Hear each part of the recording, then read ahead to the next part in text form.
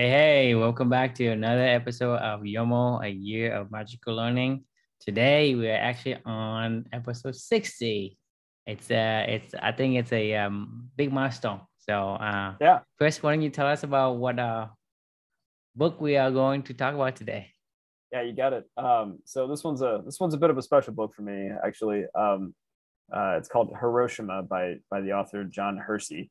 The book is about uh, like John Hersey's uh, tells the story of like six different people and their day what they experienced during the Hiroshima bombing, and then Mm-hmm. following their life for the next 30 or 40 years after that, and then kind of gives an understanding of what they experienced on that day, what their immediate afterlife was like after that, and then how their lives changed 15, 20, 30, 40 years down the road, kind of thing.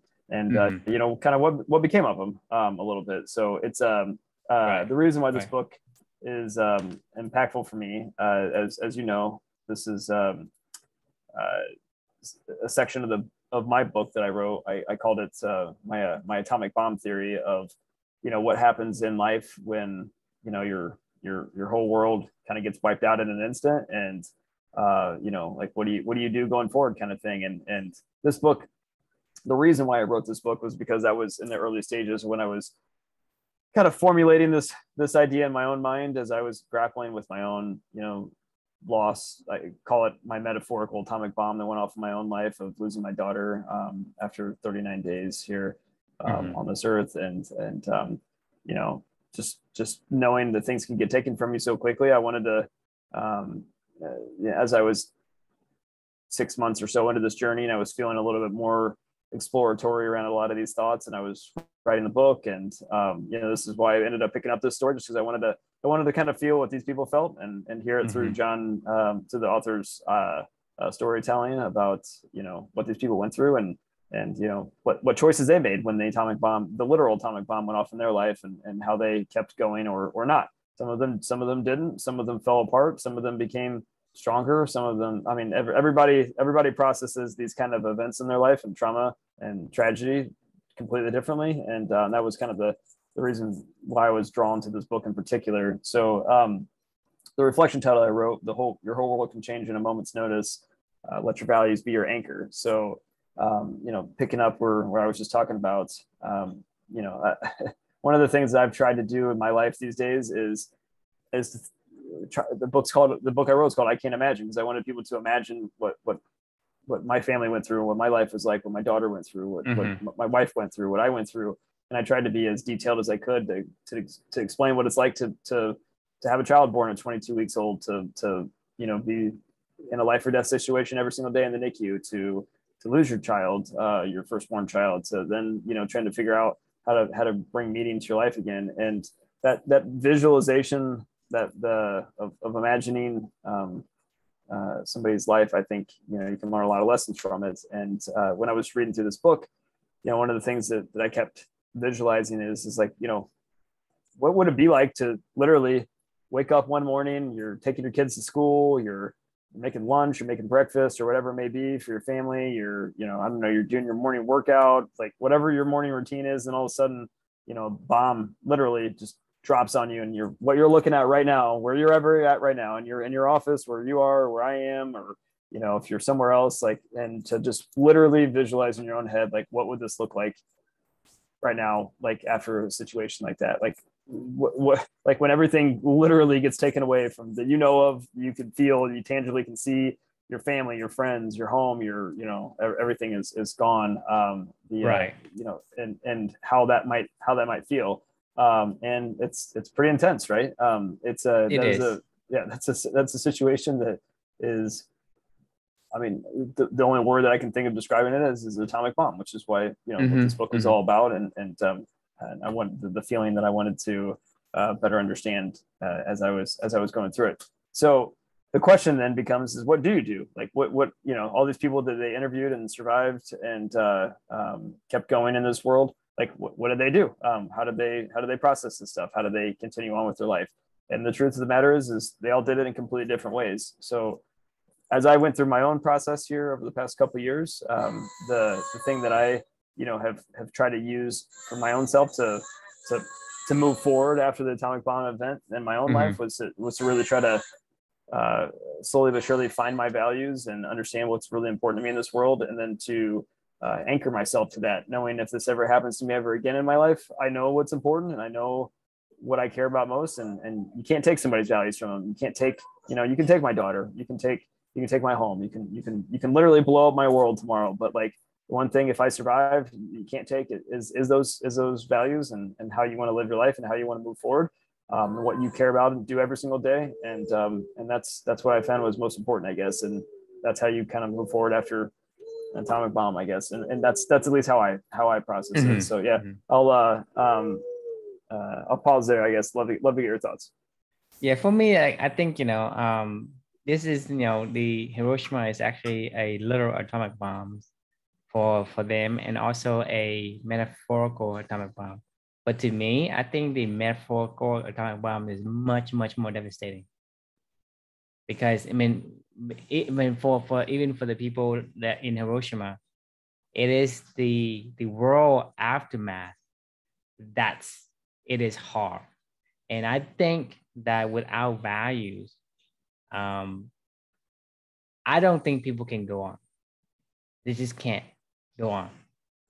I tend to agree. I mean, I don't know how you look at, I don't know how everything gets taken from you in this world, and then and without something anchoring to your right, like your entire identity can get destroyed literally in a blink of an eye, like going from breakfast to your car, and like, I mean, yes, that is such an extreme event, right? But like these atomic bomb events, as I was writing in here, they happen to people every single day, whether it's your loved one dying of cancer, like the situation happened with me. I don't know, maybe there's a car wreck or something like that, that takes your parent or whatever, you know what I mean? Like there's situations that happen like this, like every single day, like the isolated atomic bombs that go off in people's lives. Right. And the thing is, most people not gonna realize that the real values that makes them who they are, the identity, until something like this happens, and until you can figure it out and reclaim that values, that virtues that you're holding on to. Without that, there's no direction for you. And I don't think, because there's no directions, there's nothing to live for. So I don't think, like, for most people, like you said, if you don't anchor yourself to some value, some virtue, it will be extremely much more difficult for you to continue to be sane, to be useful to society, to be anything but a piece of blob. And if you survive, I mean, most people don't even survive, like literally they can't even survive. That's why a lot of people, like, let's say a husband and wife, like if the husband die first, or the wife die first, like grandma, grandpa, whatever, and if one of them die, the other person will follow within 3 to 6 months. They can't survive, just because that's the whole world. We anchor our identity on stuff that can be taken from us in this world. Yeah, I think Luca agrees. Yes, absolutely. Yeah, because you're totally right, because we put all of our identity into the home that we have, the job that we do, the people that, your wife, I mean, I'm not saying everybody does that, but like that's a lot of people do that, and if those things get taken from you, yeah, you're right. Like, I mean, what's the point of living, I guess? Why do you keep going if when stuff like this happens? And most people, the thing I want to kind of call out is most people don't, is because that's what we want to call out, is that, like, you need to have some kind of anchor, some kind of virtues, so that you can go on. Because I've seen a lot of people who have a single kid, and if that something happened to that kid, well, that marriage, that family is totally gone. It's not easy for that family to continue on like nothing happened. because that has changed forever. It's damn near, it's not that it's not easy, it's impossible. Like it's you can't pretend that the atomic bomb didn't hit your home, you know, for the rest of your life. You can't even if you run away from that, like, you know, like literally, like the people that were in Hiroshima, like even if you run away from that, like you're still going to see that every single day of your life that you wake up. You're going to feel that every single day of your life in some way, shape, or form. You can't escape it. It's a part of them, and it's a, like when events like this happen in people's lives, like it's just a part of them. Trauma is a part of you. The body keeps the score, right? You know, this is something that we'll talk about later on down the road. Like you can't get rid of this. I will never not think of my daughter 500 times a day and everything that we went through. I mean, it just, and it's in everything that I do, and it will never change. And I'm sure it was the same for, you know, for people that, you know, are victims of sexual assault and victims of where did Luca just go? Hang on a second. Luca. Oh, there he is. Okay. Sorry. Yeah, he crawled under a table somewhere else in the room. Yeah, I mean, even if you're victims of sexual assault, you're victims of, you know, I don't know. I mean, anything that's a traumatic experience never leaves you, you know, like, and you can either be stuck in that moment for the rest of your life, and all the stuff you've lost, or you can find a way to keep moving forward, which is using your imagination and letting your values be that anchor to reignite that imagination. And I say all this with like sincere love in my, you know, like, this is not easy. It's not like, you know, why does somebody decide to do, I don't know. Why did I decide to go this route? I don't know. I think of it. I think Amelia helped me to guide this, you know, to guide me down this road. And I still follow her today. And we'll talk a lot about that in conversations to come. I don't know why I chose what I chose. I'm happy I did. But I know for a lot of people, they're tortured by this stuff. I mean, you could hear it in the book, you know, as the author was talking about it. And I just finished this book called Into Thin Air by John Krakauer today actually. And it was about a bunch of people dying on Mount Everest and his experience of being a part of that. Like that'll never leave him. Like, I mean, and every single one of those people came home and they processed it differently, you know, the ones that survived. I mean, it sucks. Like, I mean, you'll never ever get through any of these events and continue to live your life with any kind of purpose or I guess joy, probably is maybe the word, or fulfillment or meaning, if you don't, if you let what gets taken from you dominate who you are, I guess, you know, going forward. Yeah. I mean, for me, I think, you know, I want to reaffirm what you just said. You have to anchor your world, your new world, around that values and use inspirations. For you, you know, you use your daughter's inspirations to fight as the foundation to rebuild that, and to say, well, I'm going to honor her by doing this for her. That gives you a reason, a value, a virtue to strive for, to continue to go on and build. And I think that helps you tremendously in terms of making the best out of it. It's not, you know, that you don't experience it and suffer from it. It's just that you're able to take it and use it to build versus letting it weigh on you for the rest of your life. And I think that's the difference. And I think I want to call that out, since I see you do this, because I think I met you only a couple of months, maybe 4 or 5 months after you lost Amelia, right? Yeah. And I've been there with you, and I've seen you change, because that, using that, you know, your daughter's courage and bravery as inspiration to rebuild this, and that makes you a stronger character because of it. Because in order for you to get, you know, continue to go on with life, you have to be that strong. You can't be, you know, get pushed around by the bad thing that happens to you in life. And if you do that, you know, it's hard, and it probably gonna be impossible to continue on with any kind of happiness or purpose or anything like that. I appreciate you saying that. And yeah, you're totally right. I mean, when you and I met, I was coming out of my, I like to call it my, lessons in the rubble. Like I was coming out of the rubble, I've been stumbling in the dark for, 2 or 3 months doing similar stuff, right? Writing every day, reading every day, exercising every day, following my daughter, just trying to summon her power, I guess, of how she lived her life and her courage, to keep just pushing forward until I found my way through the dark and started finding the values that I was seeing.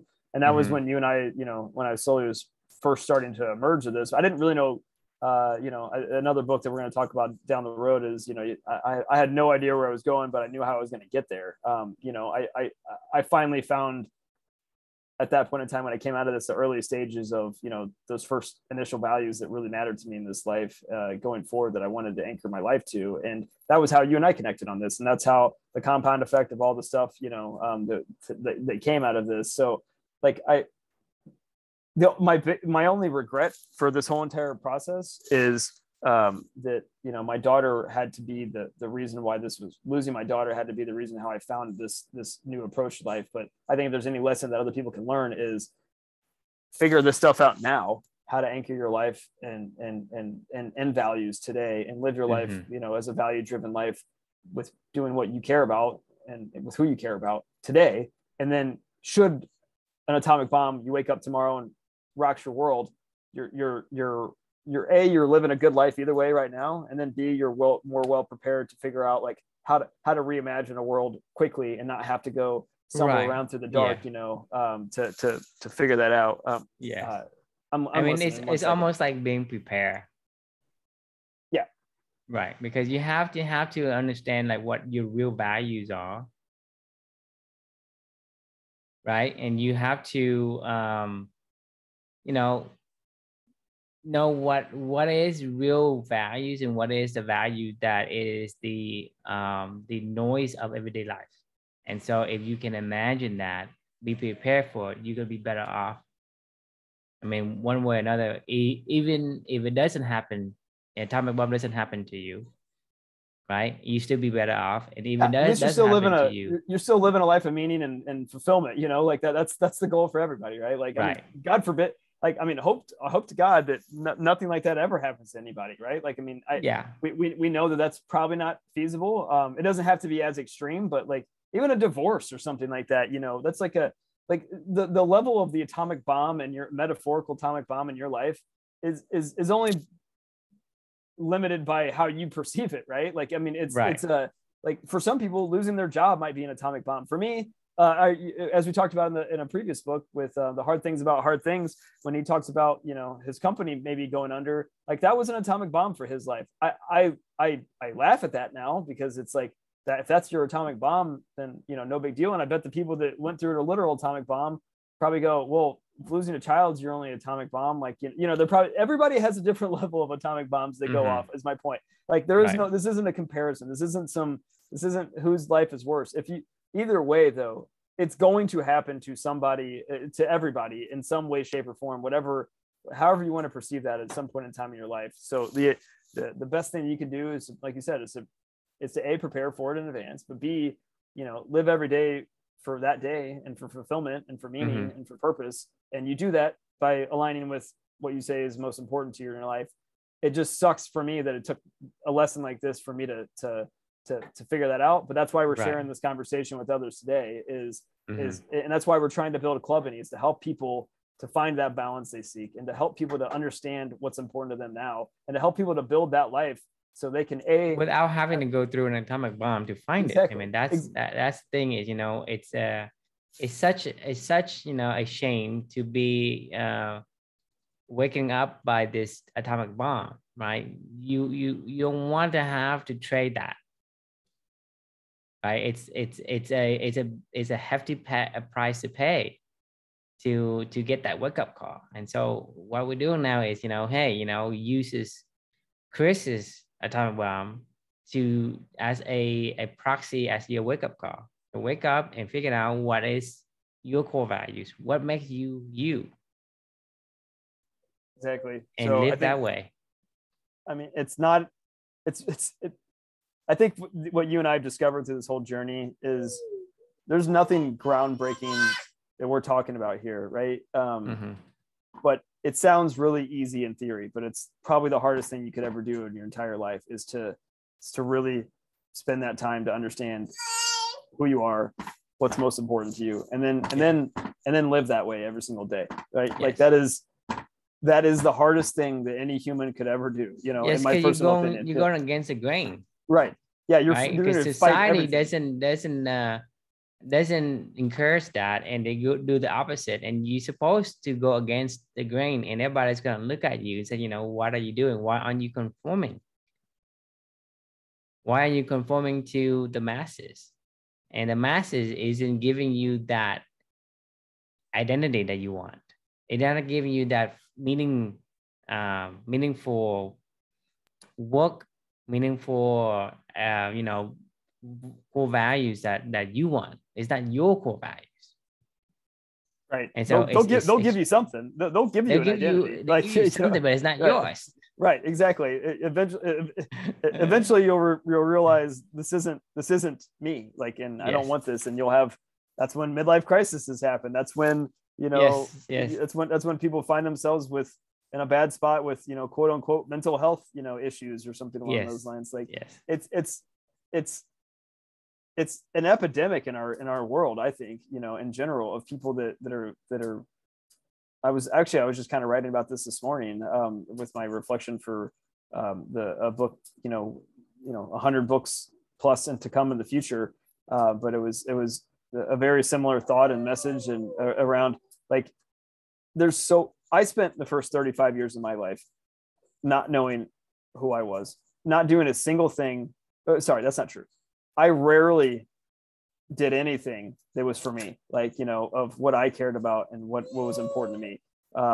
Like I did what everybody else wanted me to do. I did what I was told to do. And right. Oh my gosh, this kid is like just tearing apart a straw basket and like trying to eat everything. Yeah, I mean, I guess we can talk about that one in the future, but I guess the moral of the story is I would give anything to go back 2 years in time to feel the way that I feel right now, but to have my daughter here with me, you know, like, and if that's something that I could do for other people, and what my atomic bomb event could create, and what you and I could do together to help the other people, like that's my life's mission. I mean, honestly, that's what I'm here for. You know, my purpose is living for my daughter, and my mission is to help other people to find that balance they seek, to learn this lesson and to apply it to their life before before it's too late. Yeah, exactly. Because most people, you know, they hit the midlife crisis like late. I'm talking about 50, 60, even 70, right? And they don't have no time to even trying to reverse it.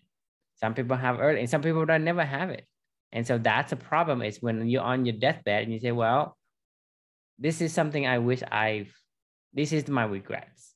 And most people, when they die, before they die, they have a lot of regrets. And the thing is, that is, like you say, is an epidemic. Everybody, almost like majority of people have it. So why do we have regrets? And that's the mission of Clubbery, is you need to live your life so that you have very minimal regrets. Do the thing you want to do things for you, not because someone else told you that this is what you do. You know, yes, you do something for yourself, but in our society, you save that for as a second priority. You prioritize other people's agenda before you, because that's what society has conditioned us to do. And I think that is going against, you know, your nature of finding out who you are, being a independent, having a identity. You just don't have that when you follow the grain of society, right? And that's a shame, and that's the thing we want to change. You either choose your identity or somebody will choose it for you. I mean, that's the bottom line, right? Like it's exactly. So I know for now I'm choosing my own identity going forward, and I know what that identity is, and I know what I want it to be, and I know that you know that too for your own self. So yes, like, I mean, like, come join the mission if you want. You know, we're happy to help you to discover that as well. But I mean, that is the mission of Clubbery, and that's the mission of what we're trying to do. So Yeah, this is an impactful book. If you want to try to get into it and read it, I mean, I would highly encourage you. And it's not an easy book to read. It's not a fun book to read, but I think it's an important book. So that's all that I kind of had for today, because I know my son is doing some crazy stuff over here, and it's hard for me to not to stay focused. So we'll leave you all with the question of what is your world anchor to today to prepare you to stay strong no matter what comes your way. Something to think about. Hopefully after this conversation you realize if it's anchored to a person or to a thing or to an item, change that immediately, because you could wake up tomorrow and it's gone, or it could be gone right after the conversation that we have right now is over. So exactly. Something to think about. Yes, so think about that, and then we'll see you next time. Awesome. Have a good one. Bye.